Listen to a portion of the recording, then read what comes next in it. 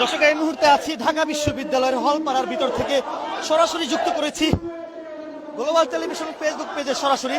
দর্শক, যেমনটি দেখতে পাচ্ছেন, মিটফোর্ডে খুন কেন, তারেক রহমান জবাব দে, সেই স্লোগানে কিন্তু উত্তাল হয়ে পড়েছে ঢাবির হলপাড়া।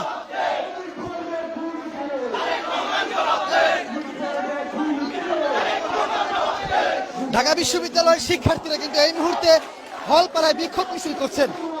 আমরা যতটুকু জানতে পেরেছি, একটি ভিডিও সামাজিক যোগাযোগ মাধ্যমে ভাইরাল হয়েছে। যুবদল নেতা মঈনের নেতৃত্বে 4 থেকে 5 জন মিলে একজন সোহাগ নামের ভান্ডারী এক ব্যবসায়ীকে নির্মমভাবে নৃশংসভাবে হত্যা করেছেন। সেই বিচারের দাবিতে মূলত ঢাকা বিশ্ববিদ্যালয়ের হলপাড়ায় শিক্ষার্থীরা কিন্তু বিক্ষোভ মিছিল করছেন। স্লোগানে উত্তাল হয়ে পড়েছে এই মুহূর্তে ঢাকা বিশ্ববিদ্যালয়ের হলপাড়া।